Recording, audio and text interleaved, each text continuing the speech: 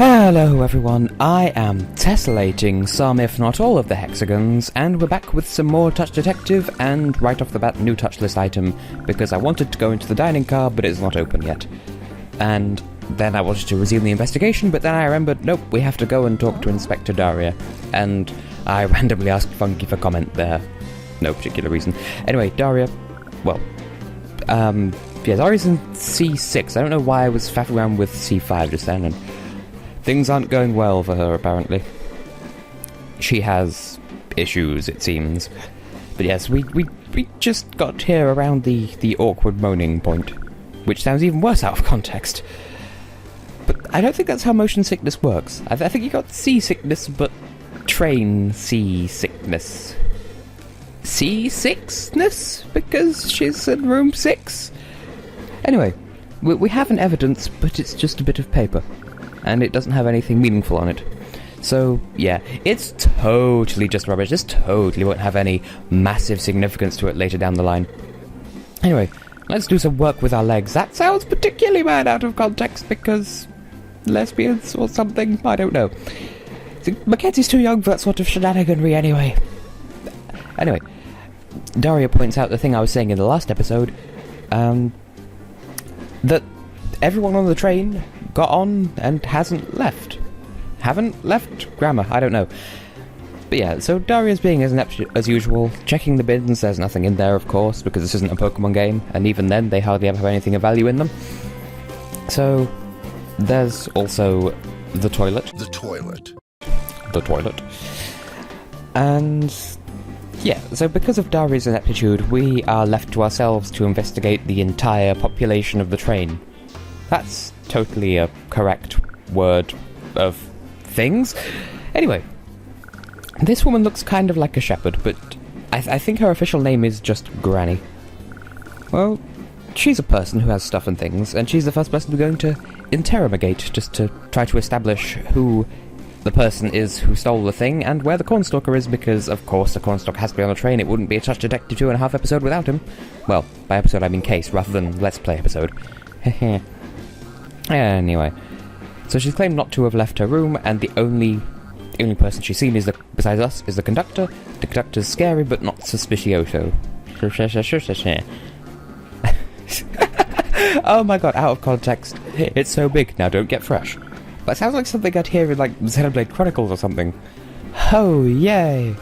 Anyway, you have this large-ass suitcase for your granddaughter full of cookies and whatnot. Well, we'll just trust you to give us a sample of your cookies and assume that suitcase is full of the rest of them. Because that's totally not suspicious. Anyway, we have this small package. And a supposedly homemade cookie, but it doesn't look very homemade at all.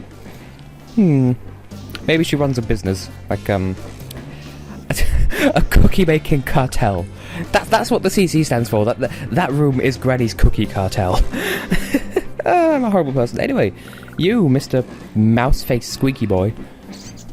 Oh, apparently you're so adamant that we shouldn't touch your box that you squeaked at us again. Oh, for crying out loud, so many euphemisms. And also, that thing behind him, like, is that poking out of his bag or something? It looks like a microphone, or a headphone plug. Like, you could just plug him into something and listen to him. I don't know, this is a stupid thought. Now, is that green hair, or is that part of his hat? Because we've had that debate before. Well, I haven't, but that was a topical thing to think about with regards to Pokemon Ruby and Sapphire and Emerald, and then Omega Ruby and Alpha Sapphire. But once again, the person we're questioning hasn't left the room and only finds the conductor notable. Well, if the intro to this case is anything to go by, and the experiences we've had so far, this guy does have a bit of beef with the conductor, and he stole something very valuable from him as well, so that's probably why. A commemorative ticket, you say? Very... Eureka? Like, is that a pun on Eureka? Like the thing that people shout? And I'm looking at it, and my brain's rearranging it into Yuki. So, not only, like this train... We're doing this case on one end. Somewhere in the bowels of the engine, I'm racing Alex in Dream Champ Tournament, and then for some reason, Yuki is also here on a ticket, and he's had his face punched out with the stapler-ass clicker button thing. That's a terrible description of the thing. I went in here, but we've already spoken to these guys, so we don't need to bother with them. And see, yes, Lady Gaga, Miss Yvonne. Something's fishy about your suit. Your box is incredibly fishy, my lady. What? Did I seriously just... And there's nothing... Of course there's nothing inside your shit bin. That's not even a thing! Shit bin? What? Anyway. You know what? Let's just call it an interview as long as you... Just answer our questions. Just be a normal person for a change. Everyone else has been playing along. And, well, no, we don't want to know why you're travailing or why you can't spell. No, you and your mop-ass hair. Yesterday I was playing Wii Party U with my parents because I'm home for a little while from university, and there's one point where I exclaimed, "Coconut head ass," and my father and I just sort of died, because I couldn't get over it. It wasn't funny, and then my father made it funny just by repeating it, and I was dying of laughter. Anyway, she wants a coffee, so the dining car is now open, so that's a good point. I think I've mentioned this before. I don't know if it was on camera or not. Don't know if it was on camera or not. But I don't know what should I be calling these things? Because there isn't really a British word for it. Because there's the American car or caboose. And I've heard them refer to them as coaches in this country, but even then they don't seem very... Ooh, free coffee. You know, like, there doesn't seem like a right word for it. Like a carriage, I suppose? I don't know. Fellow Brits, help me out here. Anyway, Shorty is here. He's abandoned his post in the forest and is now working on a train. So... yeah. I don't think you get a different string of dialogue if you say yes. So I just went with no, because ultimately this line of dialogue is completely inconsequential. You don't have to talk to Shorty at all, although it helps to establish that the coffee is indeed free and gettable. And everyone is crazy. And ooh, burn. Mackenzie agrees that everyone is crazy. And once again, this consensus that Jack the Devil, the train conductor, is the worst person on this train. I suppose that would be a good place to hide, you know, hiding in plain sight like that. Anyway, hot dogs returning from the first game. You could get a train dog. Sort of reminiscent of the first game where you could have 1, 2, or 4, but not 3. Well, in this case, you can only have 8 or 12, and you can get special express sauce, which is exactly what it sounds like. Ooh. I feel like that's missing the point somewhat. Like, isn't its destination to be digested so that you can obtain its nutrients? I'm looking far too much into it. And what's English about instant coffee? Like, you know, I agree with Mackenzie. Stick to chocolate milk, or in my case, tea, because you know how much of a tea person I am. Anyway, we need to establish that contains milk before we can use it. So we have a mug, we have a sugar cube, we have milk. We just need to, but we ain't got no coffee. But we do. So there you go. Now this is important. You need to have the coffee, put milk in the coffee, and put sugar in the coffee. Those are the only things available, and you have to use all of them. This is another case where you can fail. Like, you can take this coffee to Miss Yvonne, and if it's not got the milk or the sugar or one or the other or whatever, then she'll reject it. You have to come back and try again. And that means that she's got, like, a Kirby-level stomach, in that you could infinitely get this wrong and there would be no ramifications other than you have to make that exact combination of coffee before you can proceed with the story. But I think the only coffee I've ever had is instant coffee. Like, there was that one time in that one Eurovision debate where I had a cup of coffee with me, and that's just because I was dying of tired. But, the closest I come to coffee outside of that is a Frappuccino. Like, I enjoy Frappuccinos, but even then, I do the flavoured ones rather than the coffee ones, because I don't much care for coffee. Like, there's something in the back of my mind that says, you shouldn't be drinking this isn't edible, or drinkable, or whatever. Even though, I get that reaction with walnuts as well, or any kind of nut, actually. Like I could eat them, but my brain's saying, well, yes, you can eat this, but it's not food. It would be like biting into a tree, or licking a boulder. Like, you can do it, you just wouldn't get anything out of it. My brain has this response to, I think, walnuts and peas and sprouts to an extent, and broccoli. Like, I dislike the flavour of those, whereas with walnuts and coffee, like, I don't like the taste, but there's no reason, like, it's just a Pavlovian response or something, I don't know. And she's singing about diarrhea! Daria has diarrhea! Cha-cha-cha. Lovely. What a brilliant time for me to zone back in. Anyway, we've investigated everyone, and so we should report back our findings. That's the logical step here. And you've recovered from your diarrhea really rather quickly.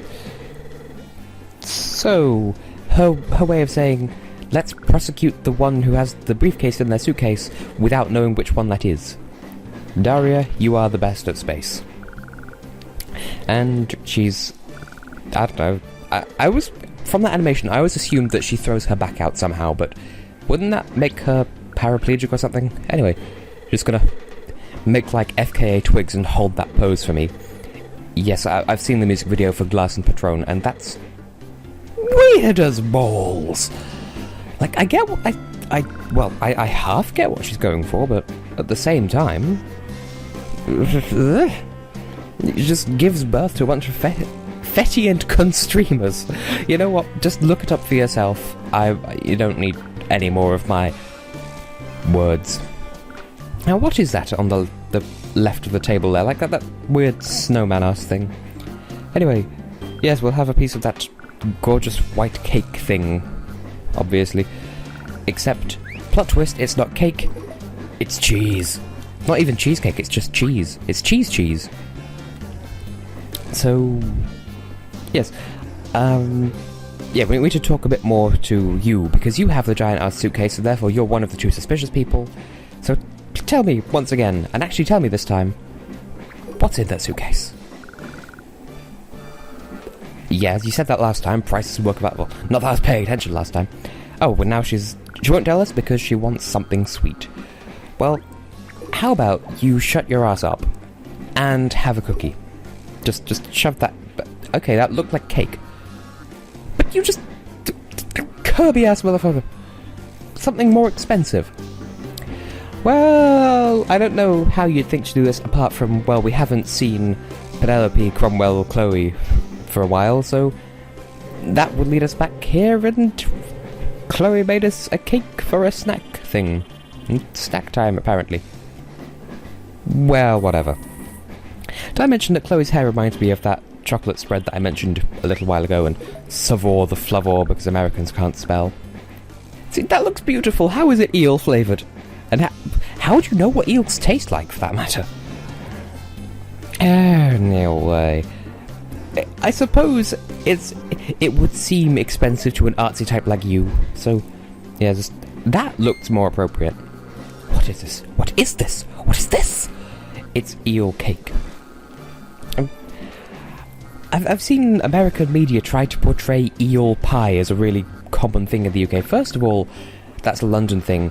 And secondly, pie and mash and jellied eels are two separate things. You do not combine the two. That's not the stolen artifact. That is a messed up noodle shoot. But, yeah. Eel pie is not a thing. Jellied eels are a thing that some people have, but they're very antiquated, and you'd have to already know that they're a thing in order to know that they're a thing. Like, you don't just... I know it sounds like a bullshit statement, but... Anyway, we've established that you're innocent, but I'm ranting about eels now. They're an acquired taste, but next to no one knows they exist because it's like a... I don't even know if it's a mid-20th century thing. Mother, please clarify. My mother watches these videos, you see. She's a Londoner. You can... I don't know. Leave something in the comments for the lovely people to learn about the eel culture. But they're not a normal thing. And honestly, neither is pie and mash, if you ask me. Anyway, the only other suspicious person is that granny felloween. Happy felloween? I don't know where that went. But we'd find some way of... Oh, by the way, he's... Jack the Devil is chasing a mouse. I probably should acknowledge that, but... We need to find some way of sneaking into room C5 while Granny Woman is busy eating the food. And Chloe's giving him a bollocking. And he knocked our number plate off the wall. So, well, I can think of a use for this. Okay, a second use for this, ladies. We'll just affix this over that plate and hope that Jack the Devil is dim-witted enough to let us into this room. Yay, misdirection. Is that what One Direction are going to call themselves now that Zian has left? Because now there's the misdirection? Or would that be a female version of them? Anyway. Am I high or something? So, yeah, here's our ticket. This is clearly room C4. Just ignore the fact that it's next to C6 in an unmarked room. Just open our ass into that... Whoa, hang on. Don't open our ass. And somehow he realises he should check the ticket again, and suddenly it's become room C5. Well, that went nowhere fast. And we should... Funky, if you step away from the number plate, we should probably put that back. You know, just for reasons. I don't know if you could progress without doing that, but I like things to be neat. Anyway, he broke the lock, so actually we succeeded after all. Well done, you stoop. Now then, let's check out that suspicious suitcase, but the train's slowing down for some reason. Well, you know, Boom!